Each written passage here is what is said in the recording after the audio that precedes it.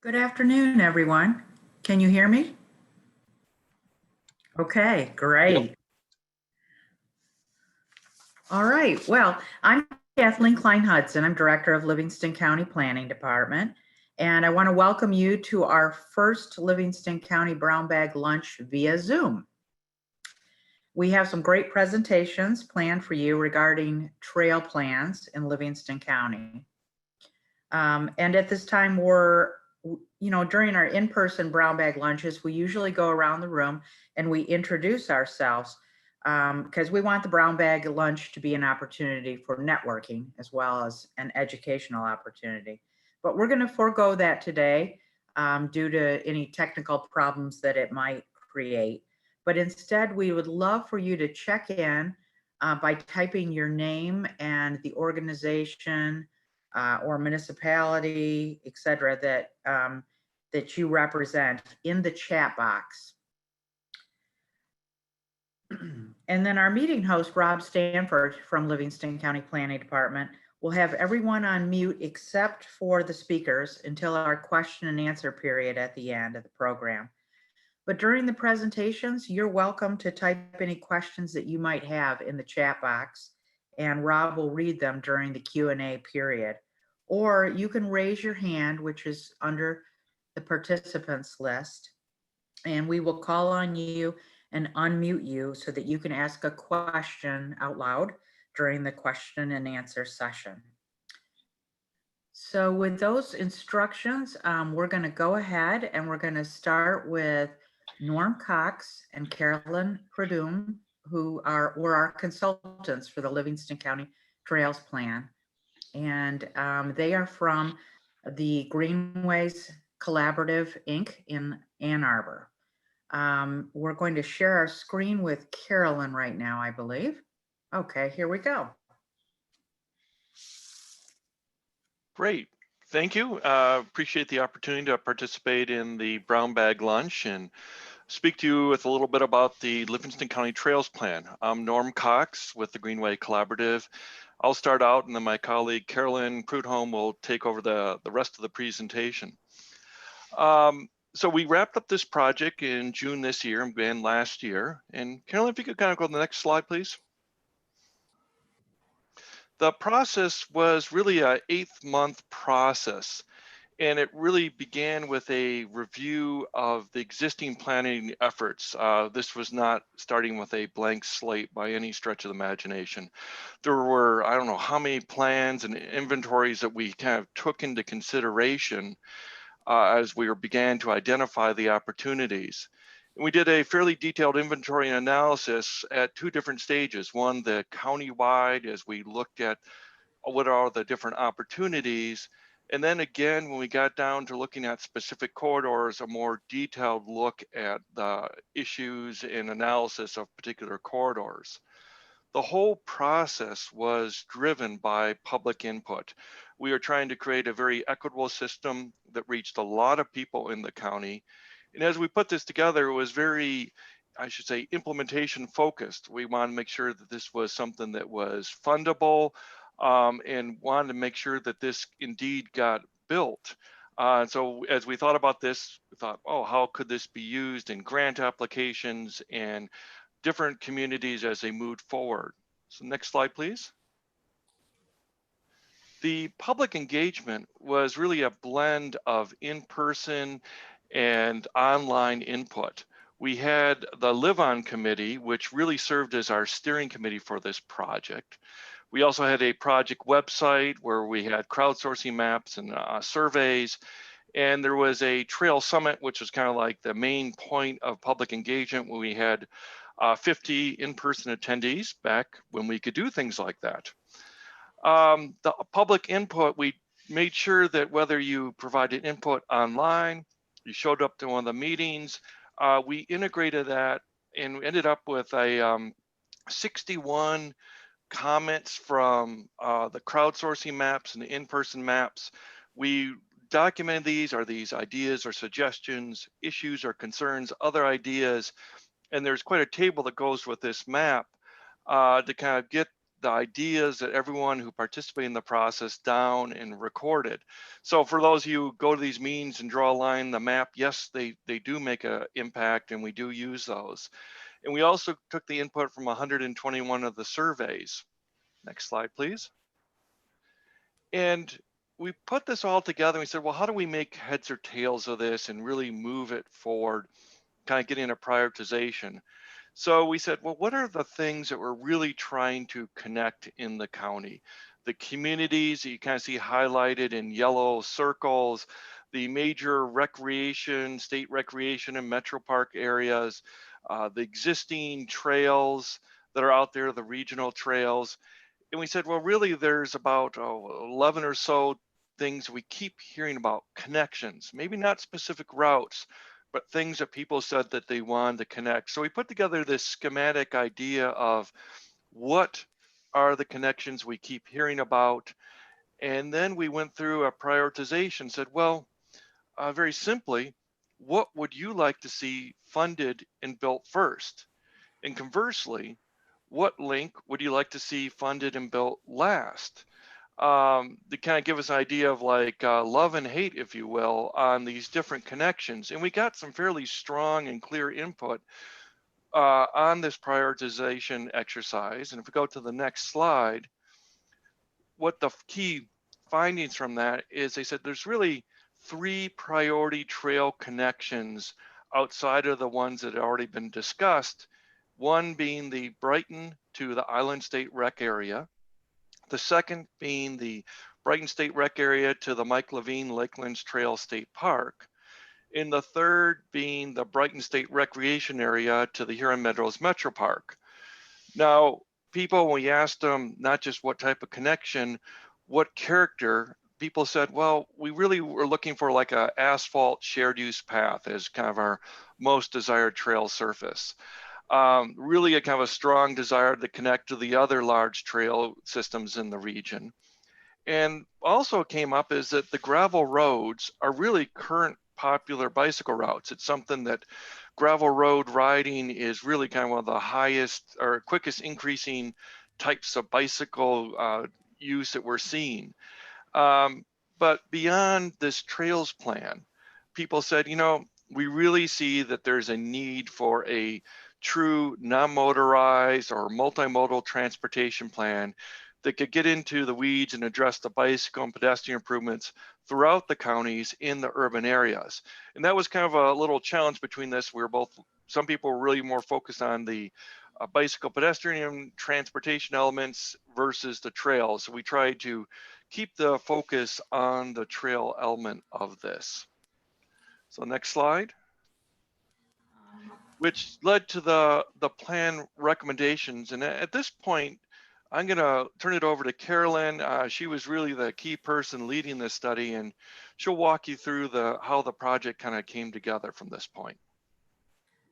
Good afternoon. So as Norm was saying, the public input was the guiding force behind the plan recommendations. From the beginning, the goal was to provide very pragmatic and strategic vision that could build on the existing trails in the region and help make connections to some of those destinations.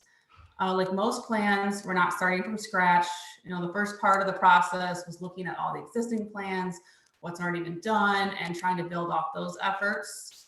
And then the plan recommendations themselves are divided into these 3 main implementation areas: the near-term network, the priority routes, and the long-term system. This approach provides a county with a near-term recommendations that they can focus on right now, and then this long-term vision that they can pursue as opportunities become available.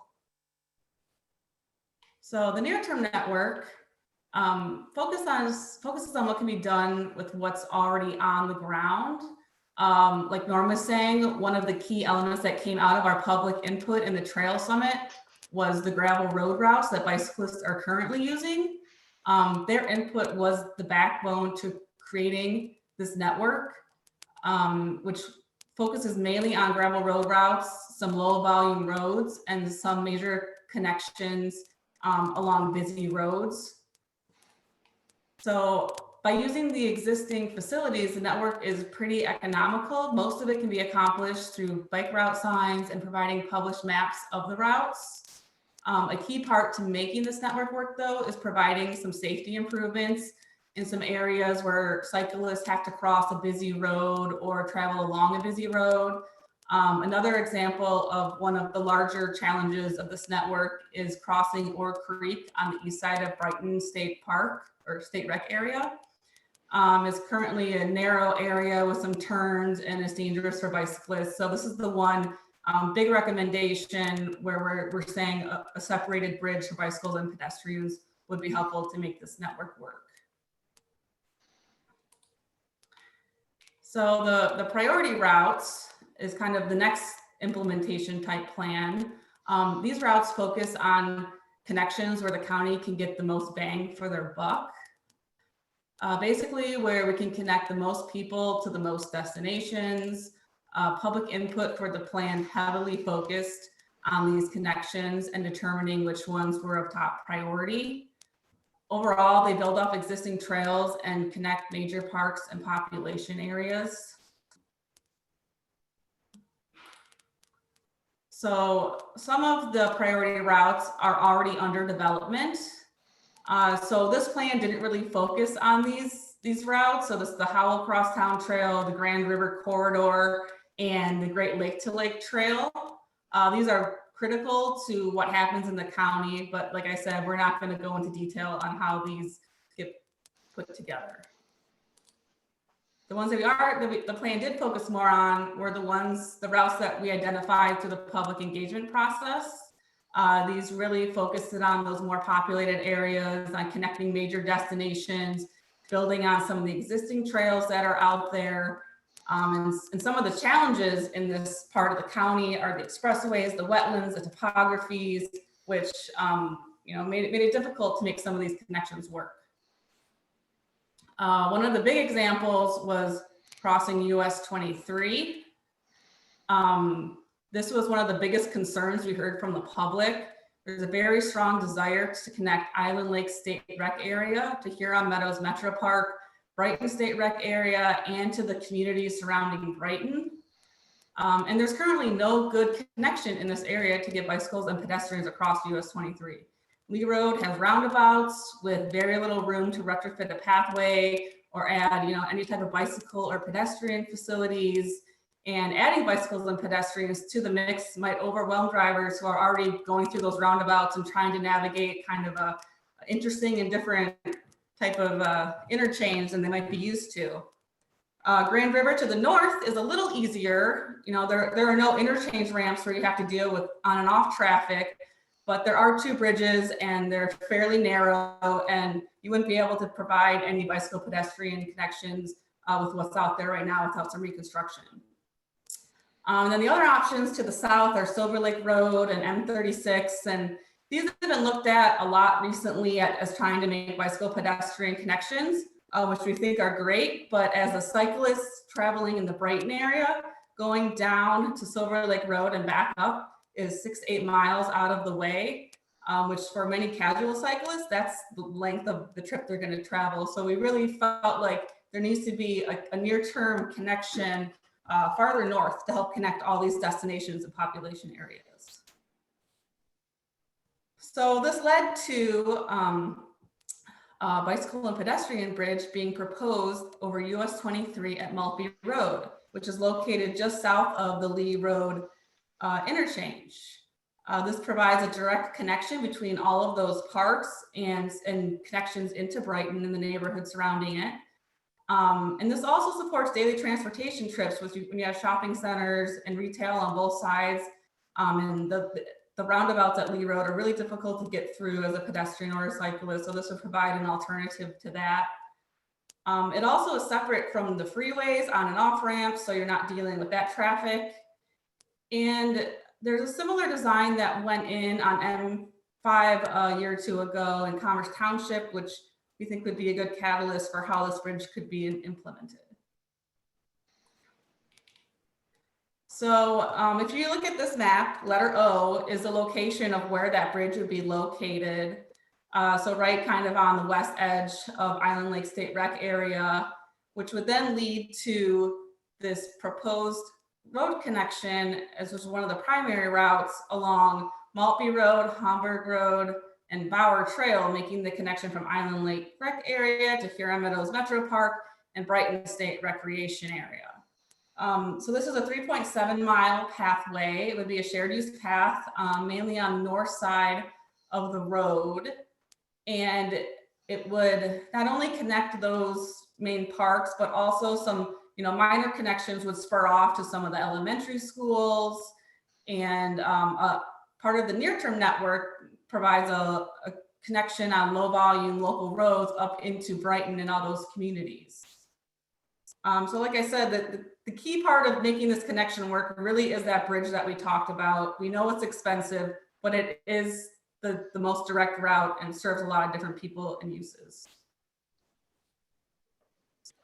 And some of the other challenges that you might face are bridges and wetland areas. There's a lot of topography, especially with the wetlands in Brighton State Rec area.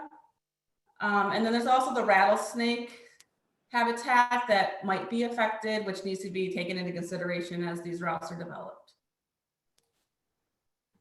So the next route we're going to look at is along Brighton, Chilson, and Lotson Road. This again is a proposed shared use path that's within the road right of way. It's kind of key to connecting some of the existing pathways that are out there to some of the newer neighborhoods and to schools at both ends, Three Fires Elementary School and Maltby Intermediate School. This really was there's a strong desire from these communities through our public input saying that they wanted the connections. There's really nothing there right now. So it's kind of building on what's out there already. Some of the main concerns with this connection that are going to be challenging again are the soils and topography and the wetlands. This is kind of a theme throughout Livingston County. You have, these beautiful areas, but you kind of have to pay for them. So really it's just the wetlands, the topography, some utility poles, things like that. Nothing major, but there will be some work to get it in. And then our last kind of area with the connection is Chilson, Swartout, Pettysville Road, paved shoulder. We look at a lot of options at getting from the Brighton State Rec area down to the Mike Levine Lakelands Trail. There really is no really great way to get there. Again, the lakes, the wetlands, the existing right of way. It also becomes a little bit more of a rural area where you might not expect to see sidewalks and there's not as many people right on the path. So for this connection, we looked at a paved shoulder. We know a shared use path would be ideal, but due to all those challenges, we think in the near term, the paved shoulder is the best route to go. And then, maybe as popularity develops, you look into developing a shared use path connection. Again, this connects, Brighton State Rec area, the Mike Levine Trail, and then we have a spur, which letter G on the map, which was talked about a lot, trying to get into Brighton State Rec area from the back side, which I'll get to the next slide. It's circled here. So this is one of the challenges, is there's a creek with a very narrow bridge that this is a great connection of an old park road, but getting over that bridge is going to be challenging. There is a dam that's just on the north side of the bridge with a small bridge deck. Nothing that you would ride a bike over, but maybe you could walk it or walk your bike over it as an option. But those are some opportunities maybe to look at to get into those areas.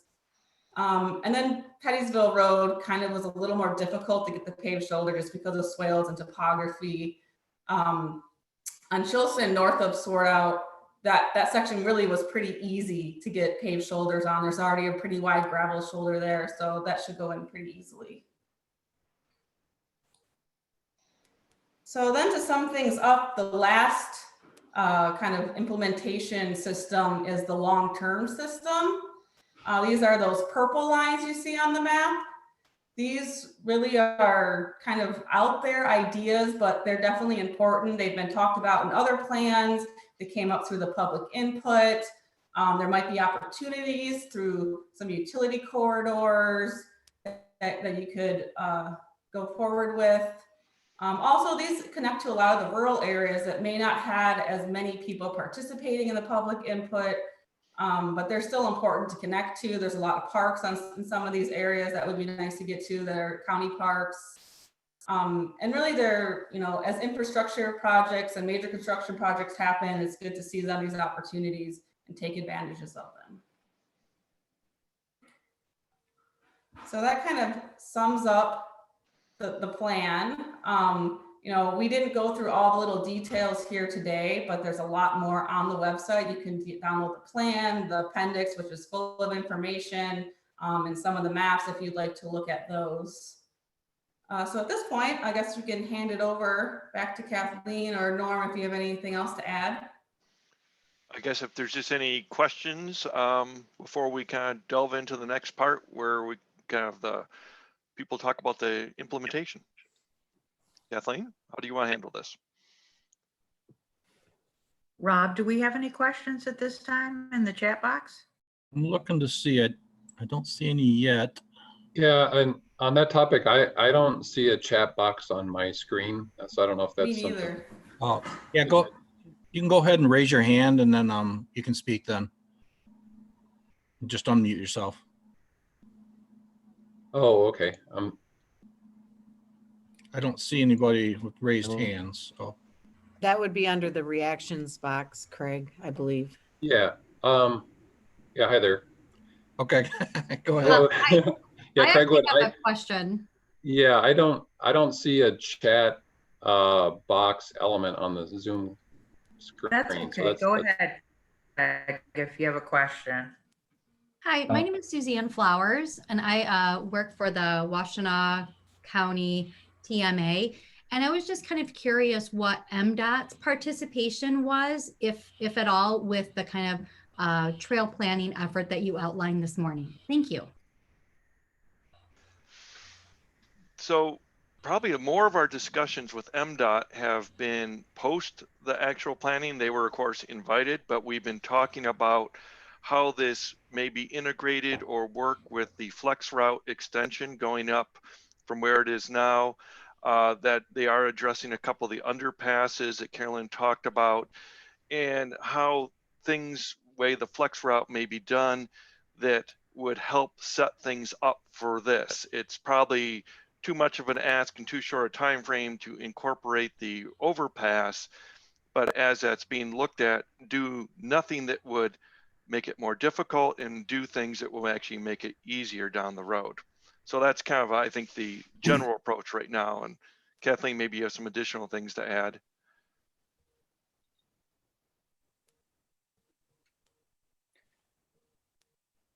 Okay.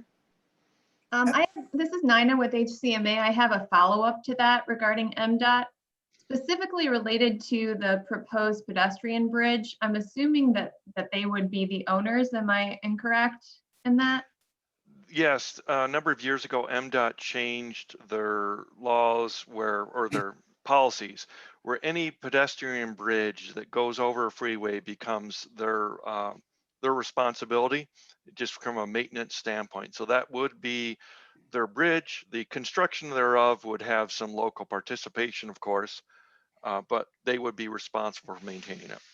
And just along those lines, did they give feedback on the feasibility of that at all in your conversations? As far as feasibility, we were looking at this in the other examples, so it's fairly feasible. We looked at the right-of-way, available space, and precedents, so it's very doable. I don't think that was the concern. The issue is funding and when this might go in, because obviously this is a big ticket item. And so we took the very direct but expensive connection here. And I would say also, we don't see the other overpasses in the vicinity of Lee Road changing as a part of the flex at this point. So it's with the flex route, we're not opening up any new opportunities like we are further south for better pedestrian and bicycle connections. So I think they still see the need for this, all the justification for this. When we were doing it, the flex route expansion wasn't really a thing yet. This actually came before the announcement that this was going to really kind of go forward. But they've been very cooperative so far. What I can add to that is that MDOT said that they would put in the embankments when they do the flex route that would be necessary for supporting a future bridge. But I think this might be an appropriate time for me to say that when we were developing this plan, there was, I should say when the plan was released, there was some real concern about the Lakelands Trail and whether or not it would, the developers of that trail would be vying for the same funding dollars as the projects that are part of this plan. And I just wanted to say that this plan was really developed to support the Lakelands Trail. I mean, there was real understanding that it is our primary regional trail. It's also a state trail, the Great Lakes to Lake Trail, Route 1 between Port Huron and South Haven. And we wanted this plan to create future ideas beyond the Lakelands, the full implementation of the Lakelands plan, so that we could have new trails that would feed into Lakelands as secondary trails, and they would connect the recreational features in our county and also the communities to the Lakelands Trail. Could I chip in something here? Sure. Steve Maynard, City Hall, and city village rep on SEMCOG. And the proposed project to rebuild the US 23 up past Lee Road, I believe. This would be the time to get a bridge into that plan. It's in development. It's on the books to be done, I think in 21 and 22 and 23. So your next segment, what do we do? Plans. It might be behoove us to do some lobbying at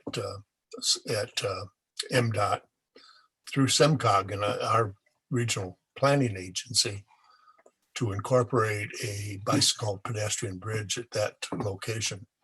Kathleen, you've already spoke to this a bit. Maybe you've pushed this on them and they've said, heck no. But it's easier to build it while they're building the rest of it than it is to come back and retrofit it.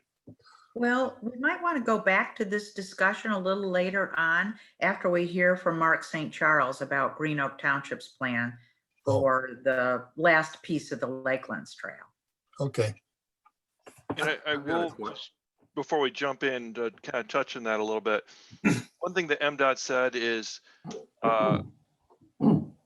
before they would kind of march forward on something like this, from first pass, this looks fine, but having a very more detailed multimodal or bicycle pedestrian study of that particular connection and the demand and all that would be helpful from their standpoint, because they're looking at the justification and, we're looking at a countywide trail system and this makes a lot of sense, but getting a few more facts and figures and details behind this to help them justify this type of expense. And I would like also to underscore what Kathleen said of this was no means trying to take away from the Lakelands Trail, but really build on it. And you could begin to see a nice loop forming here that really connects a lot of the communities and the major recreation features in this area. Can I say something? This is John Calvert with the Great Lake to Lake Trail and Friends of the Lakelands Trail. I'm also a stakeholder for the discussions on the expanded flex plan for 23. And there's been a lot of discussion at each of the stakeholder meetings about this bridge. And it seems to me that MDOT has been very articulate in saying that there is no funding in the project to do a bridge at this point. They did say they would be willing to help us go after funding to get it done, but they are very succinct in saying that the project's already funded and there is no plans that would allow for the bridge to be constructed at this time. And I know Mark St. Charles will talk about the Green Oak Trails progress that they've made there recently. A lot of expenditure to connect over to 23. So I think the bridge is a good idea, but I don't see it happening, until after the flex plan is done and the other connections, I think, have come to fruition.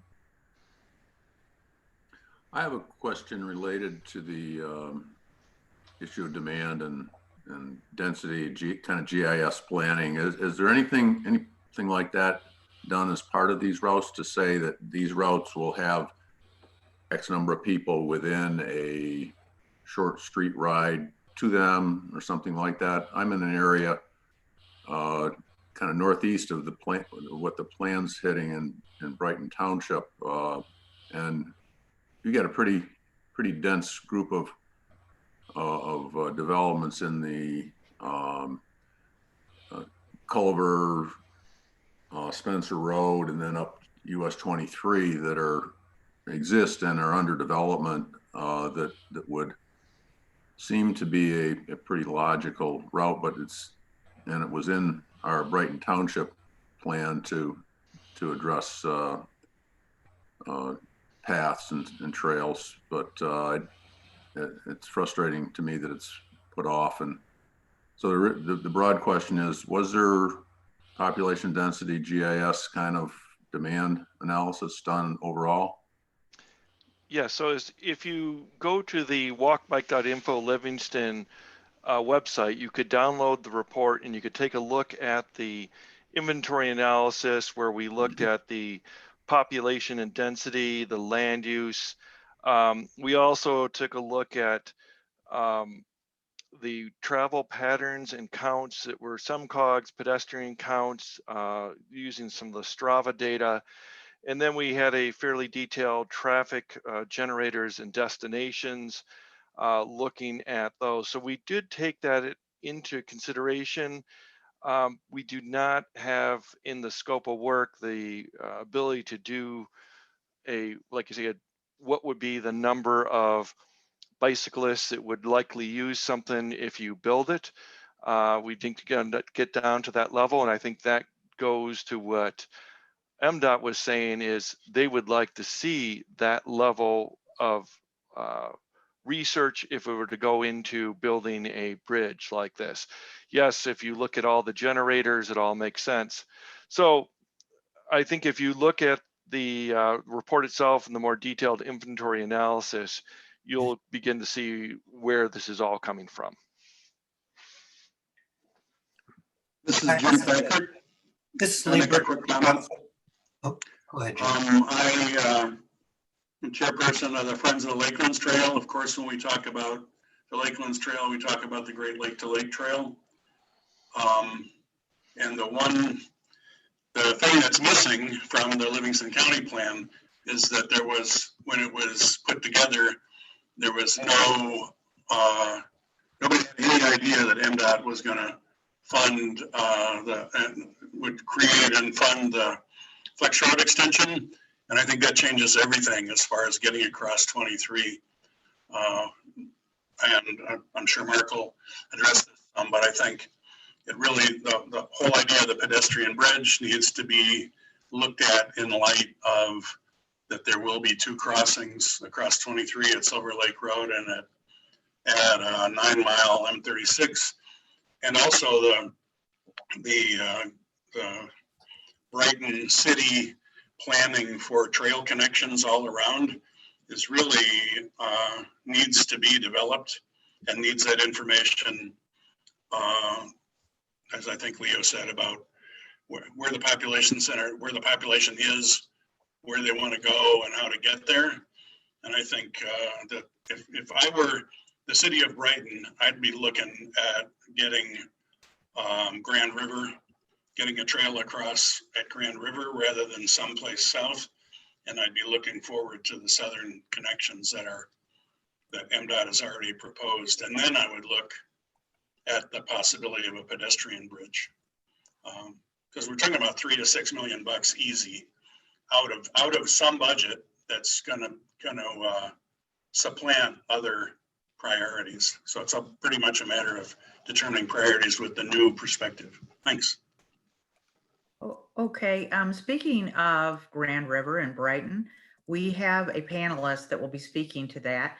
So Lee, I noted that you had a question, but could you please defer that to the end of our panelists? Sure. Okay, we're going to mute everyone again. And we're going to start with our 8 panelists. I am the first. I'm just going to be very brief here.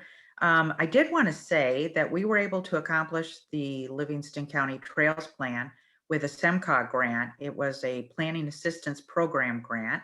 And we had Live On, which is the Livingston County Outdoor Network group, as our steering committee. And that's a group of about 30 persons who have expertise in outdoor recreation. They were able to help steer this project and drive the content of it. So in terms of Livingston County and trails, the only thing that I have to update is that we did have a September 12th opening of our newest county park, which is Fillmore County Park. And that's in Genoa Township. It's at the intersection of Kellogg and McClements Road. We were able to develop that park with land and water conservation funds, as well as money from the Livingston County Foundation, Livingston County Board of Commissioners, and then some local municipalities. And we have a sports field there, picnic facilities, and a trail. And the trail is 5K length, so it's just over 3 miles. And we're getting a lot of traffic out at the park. It's been a great location, more in the population center of Livingston County than our first county park, which was Lutz County Park. But we also have a trail system at Lutz. So, I would invite you to explore those trails. And other than that, we are going to be looking, now that we have trailways in both parks, we're going to be looking not only at extending the trail system, but also connecting to other nearby features. For instance, with Fillmore County Park, Camp Chaldean is right across McClements Road from us. And they've provided very good eyes on the park for us and have been very involved since way before we ever put anything on the ground. And so we're looking at connecting into their trail system to provide a larger, more contiguous system. And so that's really all I have for Livingston County. And I would like to pass the mic, I guess you could say, on to Nina Kelly, who is the Chief of Planning and Development for the Huron-Clinton Metro Parks. Nina? Yeah, thank you, Kathleen. It's nice to see everybody here. So per our sort of instructions, we'll give a little update on some projects we have going on. We don't have a lot going on that's relevant necessarily to this group. We have a lot of trail projects happening throughout our 5-county park system. But this group, mostly what we've worked on this year and what we'll be doing next year involves reconstruction of some existing trail at Kensington. We're also assisting and supporting the Island Lake work that they are doing in trails, which I'm sure Andy will go into. But I did want to say that, we're really excited about looking for opportunities to partner to connect Huron Meadows in particular to Island Lake and to Brighton State Rec. And I also want to note here that we have a Metro Parks Foundation separate from Huron-Clinton Metropolitan Authority, which allows us to seek funding from sources not always available to local governments. And we do have some experience doing that. We are working on larger kind of connectivity issues throughout our region. So I'm really looking forward to hearing updates from everybody today. I would love to brainstorm some ideas specifically related to that bridge over 23. So thank you for inviting me, Kathleen, and I'm looking forward to everybody's presentation.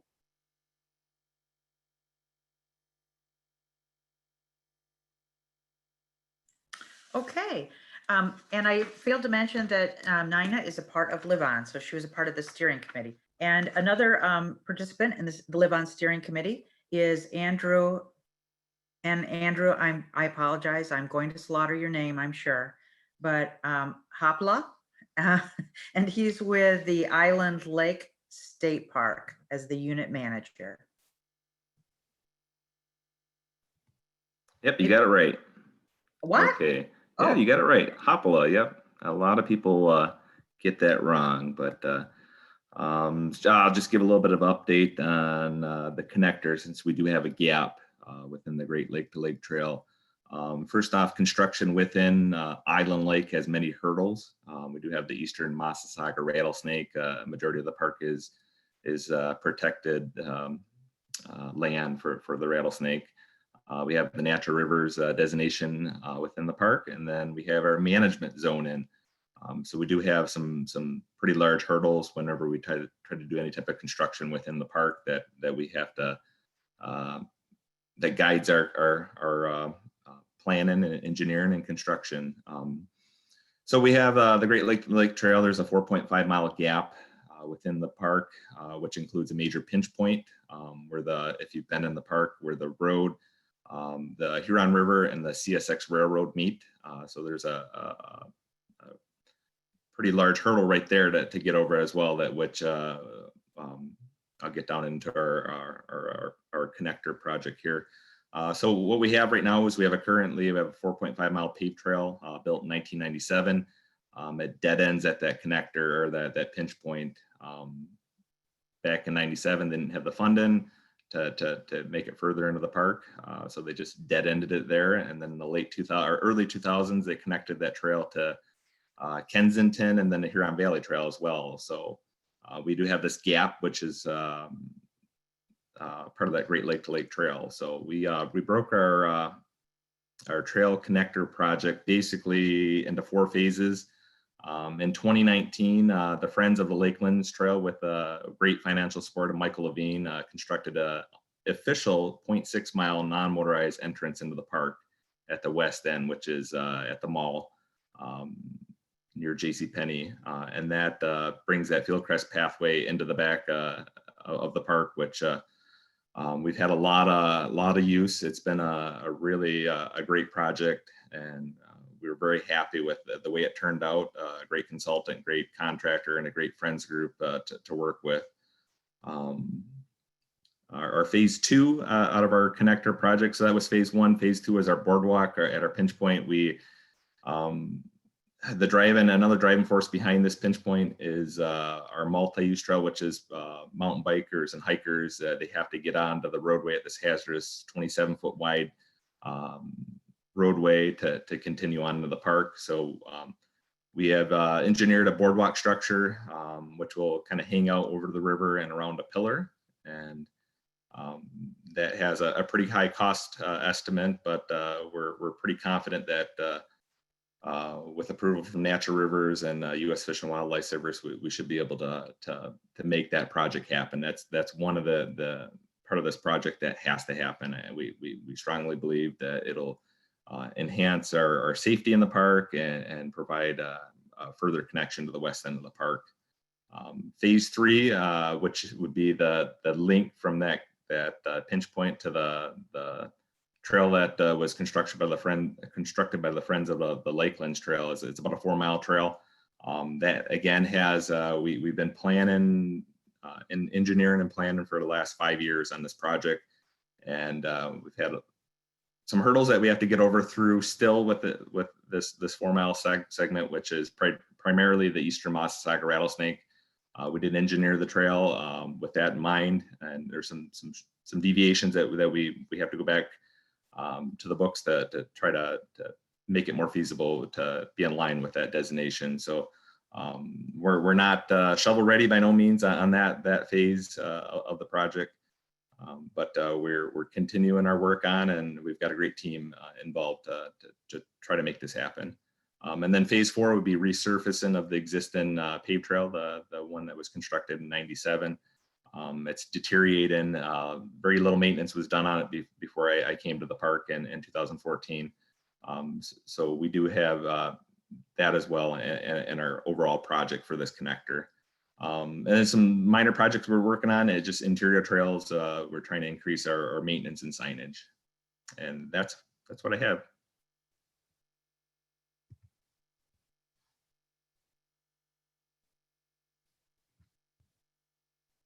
All right. Okay, so our third panelist today is Dennis Brennan, and he is the supervisor of Putnam Township and also the chair of the Live On Group. Dennis? Okay, I don't want to spend a lot of time because Putnam Township has really completed its portion of the Mike Levine Lakelands Trail. And what I'm hearing is a lot of references to Mark St. Charles and what he's going to add to this discussion. So I'd really like to cede my time to Mark because I think he has a lot to add in reference to a lot of what has been discussed today, because that crossing at 23 is probably the most vital crossing that we have to complete the Mike Levine Lakelands Trail to connect to Island Lake. So I'd like to offer my time to Mark, and so.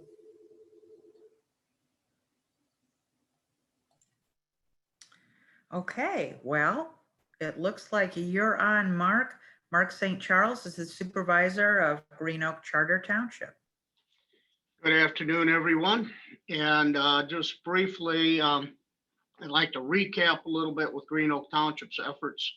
In 2020, despite the COVID-19 issues that we're all living through, we were able to complete the portion of the Mike Levine Lakeland Trail from where it ended just inside the eastern boundary of Hamburg Township, all the way to Whitmore Lake Road, or in effect US 23, and also that section all the way south from M36 to Lehman Road, which will give us a connection with Northfield Township and Washtenaw County. So that's done, other than maybe some slight landscaping in the spring. Shortly, within the next few weeks, we expect to have a video on our website that you can actually travel the entire route done by video, which would be pretty interesting. About the time that we were ready to start the construction on that portion of the trail, we started looking at, okay, how are we going to get across US 23? Both John and Jim know that this has been a conversation we've had for a long time. We looked at M36. Certainly there's enough room underneath the bridge to get a non-motorized pedestrian crossing there.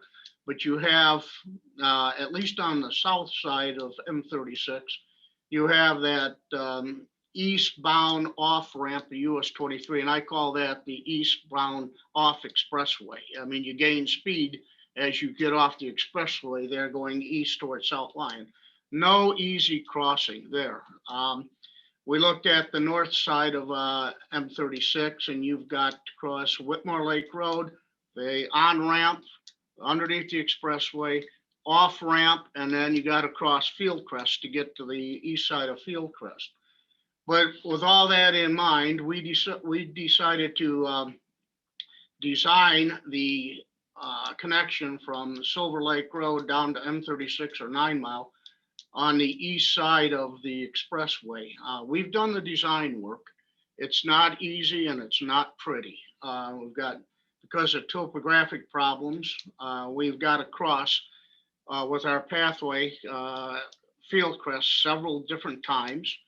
And once we got down to the end of Fieldcrest, there is literally no road right of way, either from the County Road Commission and or MDOT, which required us to get easements from the 8 properties at the south end of Fieldcrest. And when we held a public meeting with them, absolutely no one is going to give us an easement, not even for a 4-foot sidewalk. Absolutely not. So that has kind of set us back a little bit. And then trying to figure out, okay, what can we do on the west side of US 23? We started a little bit of research on it, and then lo and behold, we heard that MDOT was going to carry on with the flex route going north. As soon as that broke, we made contact with the local TSC. We're working with Kerry Martin and a few others, which their names escape me. But we've been working with them from the onset of this flex route discussion. Construction will be in 2023, stemming into 2024. We have actually proposed, we would like to use the MDOT right-of-way from M36 all the way up to Silver Lake Road, which means requiring them to move the fence or us having to move their fence inward to get a non-motorized path from the Silver Lake Road all the way down to M36. What's holding us up at the moment is we don't know at M36 what they're actually going to design, and they really don't know either, whether it's going to be a single point urban interchange or whether it's going to be a series of roundabouts. So our engineer, CES, Leslie Zavada, will be working with their contractor, design contractor, which they just hired recently. And we are asking also for a crossing at M36 and a crossing at Silver Lake Road. They're both on our maps, they're both on our approved plan. We do know that Silver Lake Road is going to end up with a roundabout on the east side and a roundabout on the west side. So until we actually get that design, it's hard for us to do the design of the trail. One of the other compounding problems here is it's not only do we deal with MDOT on the US 23, we have to deal with the Federal Transportation Agency because it's a US highway. To move that fence and be able to use their right of way, we have to demonstrate that we've explored all other options. So really right now, that's what our engineer is going through. We do know that if we tried a non-motorized path on the west side of Whitmore Lake Road, we have got several topography issues. We've got wetlands. We've got houses that are extremely close to the road where any type of a non-motorized pathway literally puts that path in their front yard. So we've got a lot of issues, but this is high on our list. And one of the things I'm working with MDOT is if we can get the design done, figure it out, get approvals, we could also bid it at the same time they're bidding the work. And hopefully we could achieve economies of scale, at least on our end. We will be going for a TAP grant, just like we did with the M36 extension of the Mike Levine Lakeland Trail, which we got a TAP grant for that. But we're pretty excited that we can bring this thing through. Actually, I like the idea that it's 23 and 24 because hopefully that'll get us past COVID and hopefully our budgets will be a little bit clearer on what we have available to spend. But right now we're pretty pleased with where we're going with MDOT. One of the other things I did want to mention too is, working with MDOT, we're working with SEMCOG on this particular plan, this particular pathway. Also can be done in support with the non-motorized pathway at Maltby Road. I think both plans can support each other and should support each other. So I think that's one of the things that I wanted to bring away with this, that we all can work together on this. Really, I'm open for questions. Okay, I think we're going to keep our questions until, Okay. if you don't mind. Yeah, thanks, Mark. Okay, so I would like to move on to Henry Outlaw. I do not see him on the screen. So I'm here. Oh, there you are. Okay. All right. So Henry works with the city of Brighton, and he is going to update us on that community's trail plans. Thank you, Henry. Hi, everyone. Hi, Kathleen. Thank you. Thank you for inviting me. I'm happy to be speaking to you all today. I'm glad Jim had mentioned the city's planning efforts, because I am happy to report over the last 9 months, the city has been engaging with a group of passionate residents about this topic, and along with some stakeholders in the community. And we've been focusing on the current state of our trails and non-motorized infrastructure, but also the future, where we'd like to go and what they'd like to see. And there's been a lot of interest in connecting our community to the larger region, as you can see. And that includes nearby municipalities and Livingston County and the state and local parks. And given this interest, we've been taking a hard look at the trails plan and working to identify projects that are already in motion, which overlap with some of the trail plan proposals. And so for now, we're working to allocate our resources towards assessing these proposals and seeing where we can determine a plan of action around these overlaps to kind of get these projects in motion. This involves formalizing our commitment to improving mobility and safety, but also seeking formal endorsements from our community stakeholders.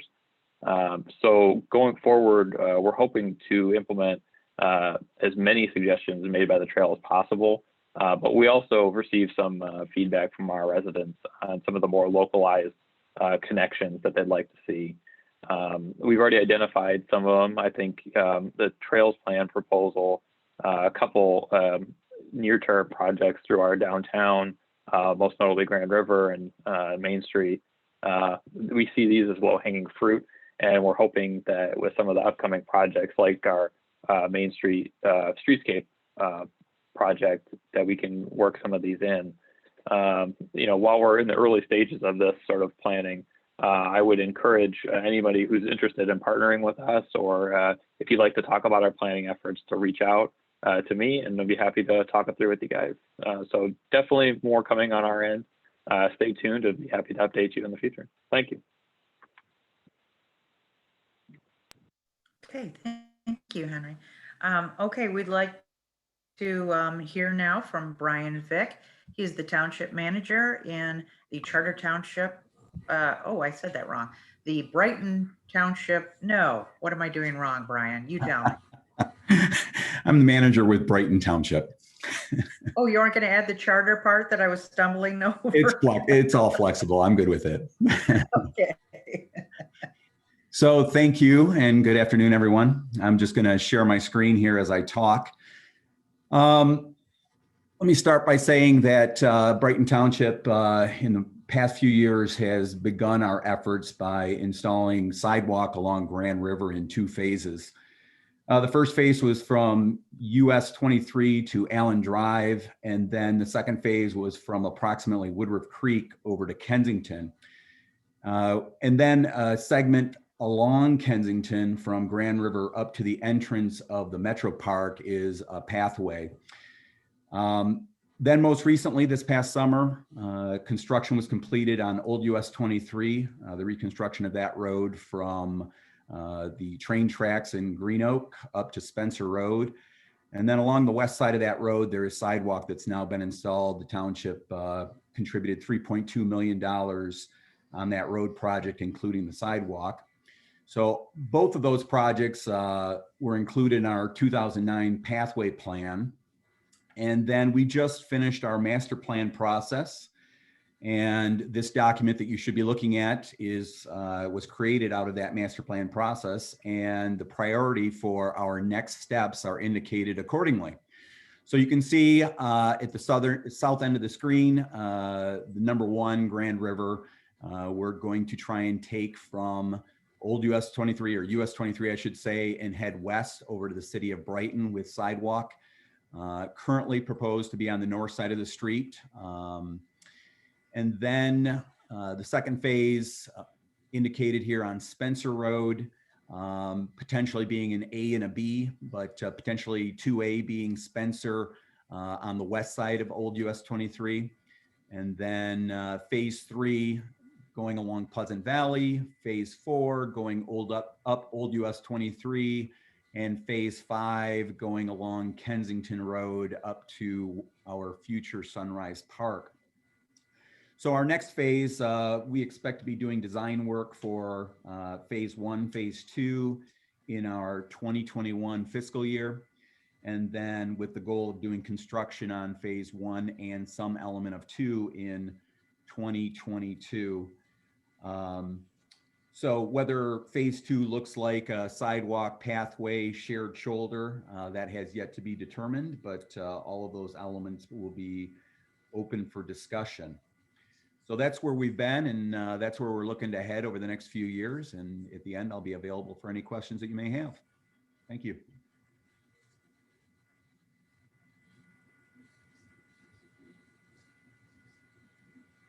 All right. Well, our last panelist is Mike Arganel from Genoa Township. He is the township manager. Mike, are you out there?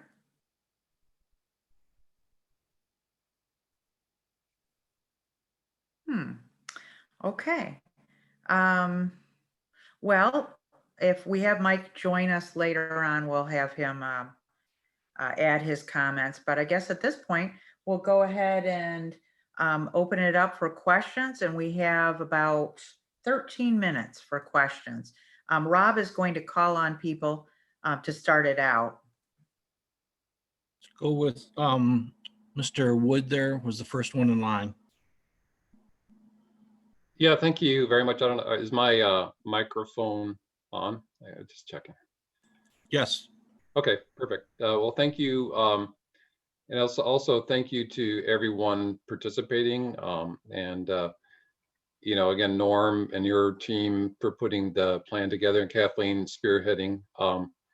It's pretty exciting to see 51 people showing interest here today in this topic. And I just wanted to share that from the residents in in Livingston County, there's for sure a very high level of interest in mobility, non-motorized biking, strollers, tricycles, doesn't really matter. But one thing I guess I wanted to mention is I see some of the crossings over 23. I don't see it as a, black and white, that's only one option. And I appreciate the comments that it certainly is a wall. And anybody who's tried to walk or ride a bike across 23 at Lee Road knows that that's not a viable option. But I appreciate everyone's interest. And I also would like to put a plug in for our group. We've assembled a group of advocates very interested in bringing conversations forward, and also a vote for the multi-use path that's not a sidewalk, where you can push a stroller, you can ride a skateboard or ride a bike. I think it's very appropriate within the community. So that's my only thought. Thank you. Okay, thanks a lot. We have Lee Burton up next. Thank you. I have a question. I'm not sure who it would go to. A number of the proposed plans had to do with using gravel roads or a paved shoulder. Means dealing with traffic. I know for casual bikers, riding the roads around here is often seen as a dangerous enterprise. What will be done, and I've read the document, but what are some of the things that will be built into these gravel roads and shared shoulders that will create more safety for bicyclists?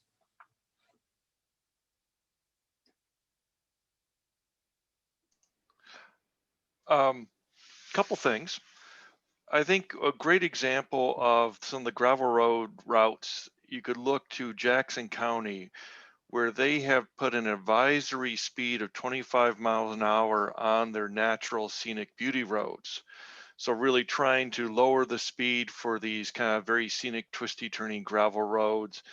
And there's a maintenance. But yes, those gravel roads are more geared towards an adult cyclist who is comfortable riding in the road. If you look at the report, the paved shoulders are more than your just 4-foot ribbon on the side of the road, wider, a greater degree of separation, a lot more attention to the details at the intersections to make them a little bit more than the bare minimum. Not ideal, but we thought given where we stood with the existing conditions, the land use density, that's probably as far as we could push it for that one particular connection. Again, those are more for adult cyclists or older kids with the adults. They're not the same level of safety as the gold standard of a separate pathway. We recognize that, and that's the ultimate we like to do, and that's what we kind of proposed where we felt we could. Thank you. Okay, next up we had Neil Glazebrook. Neil, did you have a question still? I just wanted to note, I don't have a question per se, but I just wanted to note that I'm very excited to see all this progress, and you know, being chair of the Transportation Coalition and being involved in several other little advocacy groups, the momentum that's happened, especially since this time last year, is impressive, and I'm excited to see what the future holds, and if there's any way that the coalition could help any of these initiatives or conversations continue, I'd be happy to help. Great, thanks, Neil. Next, we had Maggie Egan. Hello. Can you hear me? Yes, yep, you're good. I was real happy to hear Mr. St. Charles say that Green Oak is committed to a connection at M36 and 9 Mile. And this is kind of a thorn in everyone's side. I'll remind anybody who will listen that there's a couple hundred homes in the southeast corner of Green Oak Township that they're kind of landlocked between that piece of property and US 23. So unless there's access through that piece of property to 9 Mile, all those residents would still have to continue to go south to Washtenaw County and across 23 to access anything in anything that we've talked about. So I'm just wanted to make sure everybody's aware of that little kink in the system unless there's access at 9 Mile and on the east side of 23. That's all. Thank you. Okay, great. Thank you, Maggie. We had Mark St. Charles. He's next in line. Okay, I just wanted to expound on something that Brian Vick had mentioned, and I failed to mention it. The Grand River Corridor, that is still very much on our radar screen. I think Brian and Kelly, they got the easiest chunk of Grand River to build on with their sidewalk. We've got Woodruff Creek, and we understand in a somewhat future Livingston County Road Commission is looking at some enhancements to that crossing. So we hope to be on board with the ability to get that sidewalk over Woodruff Creek. We have met with Livingston County on some proposals to get across another problem property that we have, utilizing a little more of the road right of way where the Promise building is east of or west of Pleasant Valley Road. But the Grand River Corridor is still very much a project for Green Oak Township. If we can complete that, you can get, as Brian said, from Kensington at least to US 23. Getting over 23 is still always the problem, but I wanted to expand on that. And Leo had asked a question about GIS and build outs. We know that based on what we have proposed, at least at our planning commission, in the vicinity of Silver Lake Road, Winans Lake Road, and US 23 Whitmore Lake Road, there's approximately 832 homes proposed. So there's going to be a fair amount of growth in the area that's going to, and generally most of those homes are going to be homes that are going to have younger people and kids and a lot of people riding bikes. We see this is going to be pretty important. So just wanted to add that in there. Okay, thanks, Mark. We're going to take three more. We have Tammy Higgins first, and then Larry Deck, and then Daniel Brown. So go ahead, Tammy. Hi, I'm with the Iosco Township Planning Commission, and I had mentioned bike trails before. We have nothing started, but I am very interested, and I'm happy to hear all these things happening. A tragedy, my son got hit on Bull Run Road in July, and you can see it's emotional, so thank you for all you're doing. But as a mom and being on the Planning Commission, I would like to see somehow a plan in townships like Iosco. And, you know, it's not as populated. I've heard some of the things you guys have been saying. I'm sorry. But people are riding bikes on our rural roads. And even if there is a better right of way, I drive to Ann Arbor. I'm in Ann Arbor. There, people are riding on our Livingston County roads with very little right of way at all, and it's unsafe. And I just want to, anyone who can help me, help our township, maybe put plans in place. And besides that, I have bigger goals just for our whole county, just as an advocate, to, you know, to get people, maybe get some of these property owners that don't, you know, no way we're not giving an easement, or, you know, just to maybe try to convince people of how important this is, not just for bicyclists, but people who with us pandemic want to get out and enjoy the outdoors. I mean, we do live in a rural, you know, county per se, compared to like Wayne County. And I think it should be safe for people to travel and move around in our township, especially those who can't drive. And that's all I'll say. And thank you again. Tammy, I just want to say thank you to the Unadilla Township Planning Commission for the efforts you guys have made to improve your segment of the Lakelands Trail. I'm with Iosco Township, not Unadilla. Yeah, sorry. That's okay. But Patty Dunn actually did bring me paperwork for the Mike Levine. And I have brought up conversations. There's a big transmission line with an easement through our township, like possibly that we could connect somehow to some of those trails to make it safer for people. Because my son he just went to a fishing spot and he was riding home from a fishing spot and this happened to him. And he's 17, he was 17 at the time. Okay, thank you very much. Okay, thanks a lot, Tammy. We have Larry Deck. Yeah, I'm Larry Deck. I'm with the Washtenaw Bicycling and Walking Coalition, and I have a long history with statewide and regional trail planning. And I appreciate all this being done in Livingston County. I had a question about the possible extension of the Lakelands Trail from near M36 to South Lyon by opening up the old railroad underpass south of M36 and 9 Mile, and then following, either having a side path as appropriate or as necessary, and then possibly using parts of the old railroad grade to South Lyon as a possible connection to South Lyon there. Has that been looked at lately?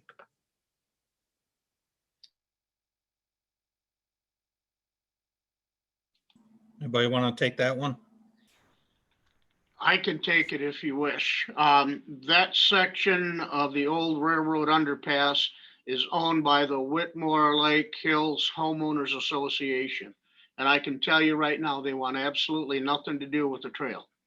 That being said, the problem we've had, and we have not looked at it recently, is because of the off-ramp along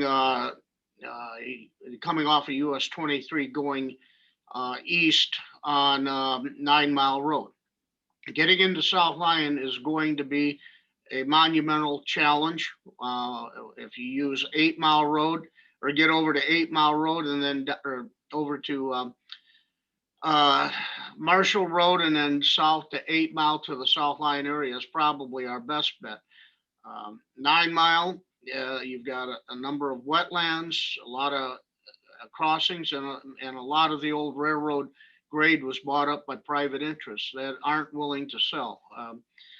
That said, it's, you know, getting over to South Lyon is still on our radar, but it's fair to say connecting the west with the east with our current routes is our primary objective right now. Wouldn't the underpass under 23 be owned by by MDOT? Just that would be, but on the other side, east of the expressway was bought by the homeowners association. Right, but at that point, possibly, would it be possible to go along 9 Mile Road away from the homes there to get farther? Well, no, because you've got the off ramp, and then once you start around the curves going up towards East Shore Drive and then going further east, you have virtually no road right of way. So, yeah, we've looked at it. I mean, if there was an easy route, we're gonna have to get creative to go east from that point. Extremely creative. And I invite Jim to, if that's all right, Kathleen, he's on our Trails Committee. Hi. As Mark said, we've worked on that. That was our original eastward route for the Great Lake to Lake Trail, and when it was just the extension of the Lakelands Trail. But there are so many incursions into the right of way. There's so much private ownership. Goes through various subdivisions, and we've had really positive interest from subdivisions. Then people change, and the interest goes away.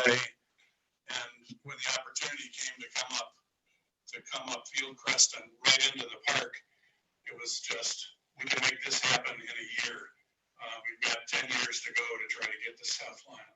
Now that the one interesting thing is that now that the Flex Route extension is going to involve re-engineering the 9 Mile M36-23, the whole intersection, and it does look like it's going to change. They're going to change that the Suicide northbound exit and the Suicide northbound entrance, the 23 there.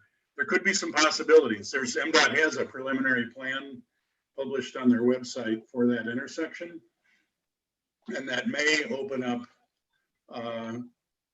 some other options. Now, whether that railroad bridge that was filled whether there's any structural feasibility to opening it up, nobody knows at this point. We believe it was just filled, and simply filled up with earth, and that it was structurally pretty sound when it was filled, but we don't know. And I think there's gonna be a lot of input from MDOT about how to deal with that whole intersection. And maybe we keep in the back of our minds that that is a possibility. It's a pretty complicated intersection in general, but MDOT holds all the cards and how it actually ends up being solved. It would be great to make that North Whitmore Lake connection and building enthusiasm in the community so that as Mark said, there's been serious opposition to any trail connection happening from the community on the north side of Whitmore Lake. Maybe as situations change and people start seeing the attraction of connecting to the route to the Lakelands Trail and the Great Lake to Lake Trail, that will change. I encourage anybody who lives in that area to talk with their neighbors and get some public opinion moving toward positive ideas for connecting to trails, because that's the key. The township can't just march in and say, hey, we're coming through here. But if the community says, hey, please come through here, let's figure out a way, that again is a game changer. Thanks. Okay, we had one more. I'm intrigued, Jim, by the gold record on the background there, but I guess that'll be a topic for another day. We have one more. It's Daniel Brown. Go ahead, Daniel. Yeah, thanks everyone. And as a veteran avid cyclist myself, I just want to thank everybody that's put in all the effort for planning, and for those that help build and bring all the trails across the county to fruition. I spent a lot of time on those personally, certainly over the last year and during the pandemic, and it was really interesting to see them bearing just so many more new faces, getting outside and exploring trails throughout the area. So that was great. I wanted to share that. So I'm also the coordinator of the Huron River Water Trail, in addition to being a watershed planner with HRWC. And overwhelmingly, the question that we received the most regarding the water trail this year was, what are the pedal paddle options, or what are the paddle options through basically Island Lake to Huron Meadows Metro Park? And people were really interested in a bike connection from Huron Meadows to Island Lake, and particularly Placeway inside of Island Lake. So that people have identified that as a really pretty stretch of river. It's my favorite stretch as well. Certainly improving that connection would drive, a lot of paddlers and peddlers to that area. And of course, you all know that those tend to be fairly affluent people. So routing them through areas where you might want them interacting with businesses is a great idea. So I'm pleased to see that that's at the forefront of everybody's minds. And it's regarding the river corridor. It's also that question of getting over 23 is something that comes up all the time.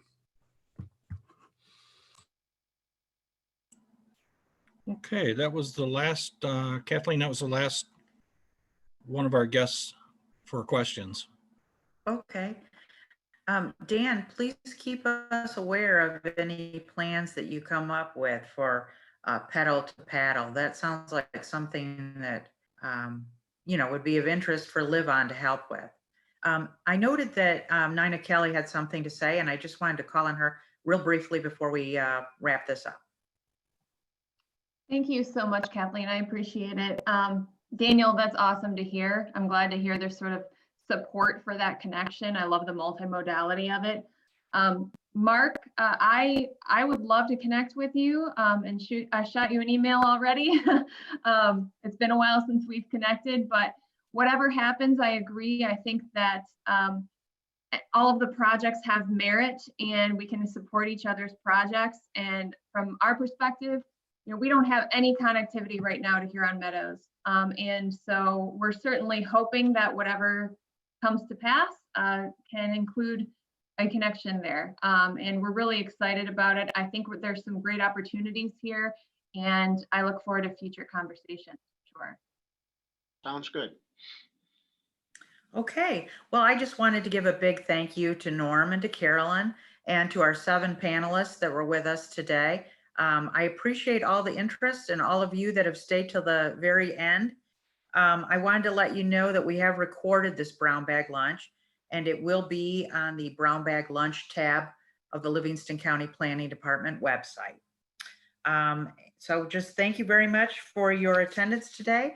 And for those of you that I know your emails, so I think that seems to be the majority, I will be sending you a brief evaluation to see how you liked the Brown Bag Lunch today and whether you think we should continue with another Zoom option. So thank you very much for being here. Appreciate it. Bye-bye. Bye-bye. Thank you.